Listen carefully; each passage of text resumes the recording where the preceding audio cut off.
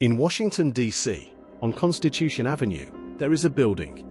White marble columns rise upward, and above the entrance the words Federal Reserve are carved. Inside that building, in one room, 12 people sit around a table and make the most powerful economic decision on earth.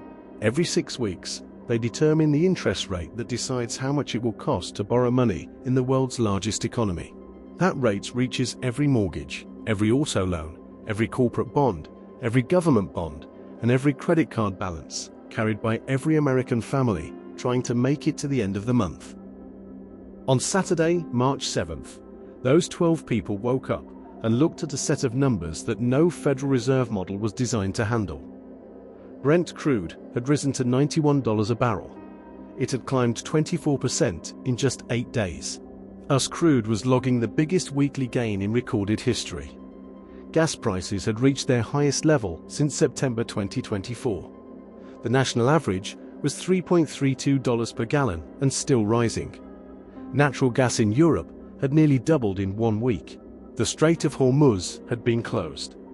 The Red Sea and Hormuz had, for the first time in history, become inaccessible at the same time. In the United States, inflation was already 2.4 percentage points above the Fed's 2% target before a single missile had even been fired. The producer price index had risen 3.6% year over year. The US economy had lost 92,000 jobs last month. And a president, while publicly demanding lower interest rates, was at the same time running the most expensive military operation since the Iraq War. Those 12 people sitting around the table in that marble building on Constitution Avenue are trapped. And there is no exit from that trap that does not impose a catastrophic cost on someone.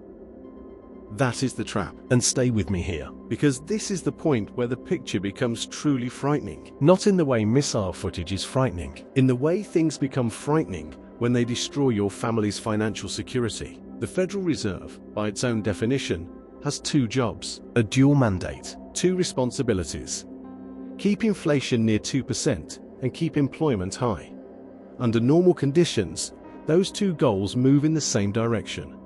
When the economy slows, unemployment rises. The Fed cuts rates and encourages borrowing. Spending recovers. Jobs come back. Inflation stays low. When the economy overheats, inflation rises. The Fed raises rates and cools spending. Prices stabilize. Growth slows. Employment remains largely intact. The system was designed for a world where inflation and unemployment moved in opposite directions. Iran has now pushed both of them in the same direction at the same time. The economy lost 92,000 jobs last month. That number is a recession alarm. In a normal period, the Federal Reserve responds to 92,000 lost jobs by cutting interest rates. Cheaper credit, more spending, more hiring, more growth. That is the standard playbook. But at the same time, oil is at $91 and rising. Inflation is already above target. Shipping has been disrupted. Supply chains that had finally recovered after COVID are breaking apart again. Rice exports are stuck in Indian ports. Fertilizer prices are spiking. Every product moved by ship is becoming more expensive because insurers have repriced the entire ocean. Goldman Sachs is calculating that inflation could reach 3% by the end of the year if oil remains elevated. The producer price index is already at 3.6%. That number is the flare signal for the inputs companies are paying for today that will turn into consumer prices in 60 to 90 days. If the Fed cuts rates to save the jobs, it pours gasoline on the inflation fire. The dollar weakens. Import prices rise. Every barrel of oil that is already $91 becomes even more expensive in dollar terms. The price of every foreign-made good Americans buy goes up. Inflation does not simply remain above target, it accelerates.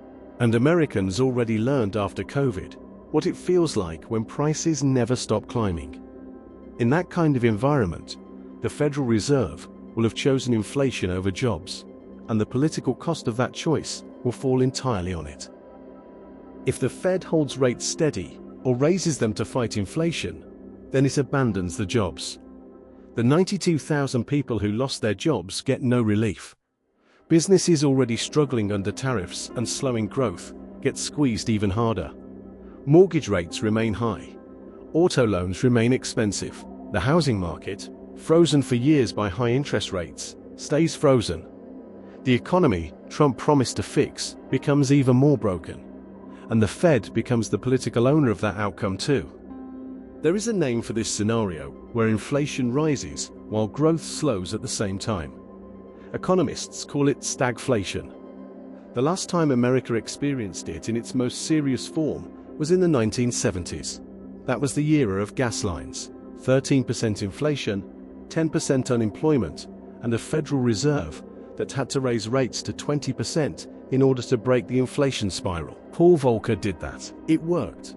But it also triggered the worst recession since the Great Depression. RSM chief economist Joe Bruce put it plainly this week.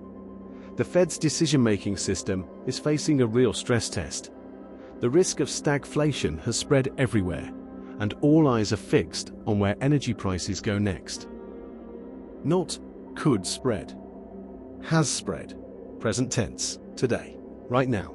Now add the dimension that turns this Federal Reserve trap from a purely economic policy problem into a political crisis. Because the name currently waiting in the United States Senate confirmation queue is the man Trump chose to replace Jerome Powell. When Powell's term ends in May, the expected replacement is Kevin Warsh. And Kevin Warsh has a serious problem. Warsh was chosen by Trump because the two men share one belief above everything else. Interest rates should be lower. Before his nomination, Warsh said rates should be below the current federal funds range of 3.5 to 3.75%. Trump has not hidden why he chose him. He wants cheaper borrowing. He wants lower mortgage rates. He wants a stimulated economy. He wants an affordability story he can use in the midterms. But there is one feature of Warsh's inflation approach that has now become critically important. He does not place much weight on oil prices when assessing inflation. His framework treats spikes in energy prices as temporary pass-through effects that do not require a monetary policy response because they will eventually fade. In normal times, during a normal oil shock caused by a normal geopolitical flare-up that ends in a ceasefire 2 weeks later, that framework is defensible. But this is not a normal oil shock. This is a scenario where the Strait of Hormuz is closed. Brent crude is up 24% in 8 days. Goldman Sachs says inflation could hit 3%. The producer price pipeline is already running at 3.6%. South Korea's KOSP index suffered its sharpest daily crash since 2008 and fell 12%. Thailand's stock exchange triggered circuit breakers after an 8% decline.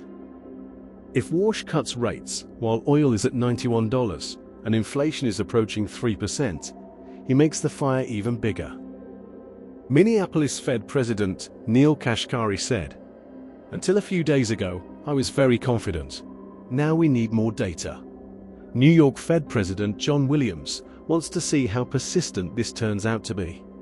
These are the Fed officials Warsh has to persuade. They are looking at oil prices and openly saying this: "We're not sure." Warsh needs a majority on the 12-person committee in order to cut rates. He has Trump's support, but he does not yet have the votes. Every week the war drags on. Every dollar oil rises. Every tenth of a point inflation increases. Collecting those votes becomes more difficult. Bloomberg Economics puts it this way: high energy prices push Europe toward recession. For the United States, they place the Federal Reserve in an impossible position. On one side, a war driving inflation higher. On the other, a president demanding lower interest rates. An impossible position. Not difficult, not uncomfortable, impossible. That is the word Bloomberg Economics used to describe the Fed's situation on the 8th day of the war. Now let's look at what this impossible position means for ordinary American families. Geopolitical abstractions turn into concrete kitchen table realities, and they do it without warning. Gasoline nationwide is $3.32. Oil analysts are calculating what happens if Iran does not step back. Every $10 rise in oil adds 0.2 percentage points to inflation. Oil has risen by more than $20 in 8 days. That math has already been baked into the prices of products that will reach shelves in 60 to 90 days. Vegetables, packaged foods, clothes, electronics, everything that passed through the Strait of Hormuz or the Red Sea. Rice exports stuck in Indian ports will turn into food price increases across South Asia and Southeast Asia. And those increases will feed through agricultural commodity chains all the way to American grocery shelves. The fertilizer spike will carry into next season's crop costs. Routing ships around the Cape of Good Hope adds 2 to 3 weeks to every Asia-Europe voyage. That means extra cost, passed from companies to importers, from importers to retailers, and from retailers to consumers. Consumers who have already been angry about prices for 5 straight years. Nomura economists say the Iran conflict strengthens the case for many central banks to hold rates steady. Capital Economics says if Brent remains at current levels, inflation will rise by 0.5 percentage point across many Asian economies. Former Treasury Secretary Janet Yellen said this forces the Fed to stay on hold even more, making it far more reluctant to cut rates than it was before this happened. That same week, Trump told reporters that the Iranian military had been largely destroyed. The Treasury Secretary announced the largest bombing campaign yet targeting Iranian missile launchers. Defense companies were called to the White House to discuss plans to quadruple weapons production. Every signal coming from this administration says the same thing: more war, longer war, bigger war. More war means more disruption to oil. More disruption to oil means higher prices. Higher prices mean the Federal Reserve cannot cut rates. No rate cuts mean mortgages stay high. It means auto loans remain expensive. It means borrowing costs for businesses remain elevated. It means the jobs picture, already negative by 92,000, gets even worse. It means the affordability message Trump built his presidency on gets swallowed by a war that had never been priced in before the first bomb fell on February 28th. Capital Economics economist Stephen Brown sums up the Fed situation very clearly. It is getting harder to imagine Fed Chair nominee Kevin Warsh persuading the other members to support further rate cuts before there is stronger evidence that inflation is moving back toward 2%. Getting harder. The man chosen to cut rates is struggling to do it because oil is at $91, because the strait is closed, because the war is on day 8, because 16 drones struck the Shaybar oil field this morning. Every intercepted drone means Saudi Arabia uses another missile, and another cargo ship anchors outside the strait. Every waiting ship means more days with Hormuz closed. Every day Hormuz remains closed means higher oil prices. Every dollar increase in oil means higher inflation. Every 1/10 of a point inflation moves above the 2% target means one fewer vote for Warsh's rate cut. Missiles are flying over the Gulf, but the economic consequences are moving toward every American family's financial life with the same speed and the same inevitability. And there are far fewer tools to stop them. There is no THAAD system for stagflation. There is no interceptor shield for a Federal Reserve that cannot move. There is no defense budget line for the inflation that arrives if the Strait of Hormuz remains closed through April, through May, through the 4 to 6 weeks stretching across the horizon. Every time Trump posts unconditional surrender on Truth Social, some missiles may be intercepted over Sheba that day. But the economic shrapnel has already crossed the defensive perimeter. Send this video to everyone you can reach right now. The US economy lost 92,000 jobs last month. Oil is at $91, up 24% in 8 days. The biggest weekly gain since 1983. Inflation is already above target at 2.4%. Producer prices are at 3.6%. That is the pipeline signal for what consumers will pay 60 days from now.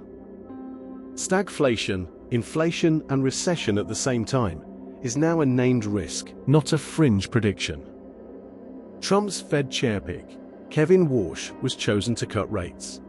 But this war, which he never modeled, is making those cuts impossible. Goldman Sachs says inflation could reach 3% if oil stays high.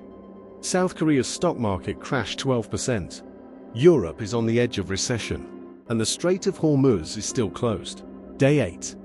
Missiles are flying over the Gulf. The economic shrapnel has already moved far beyond the defensive line.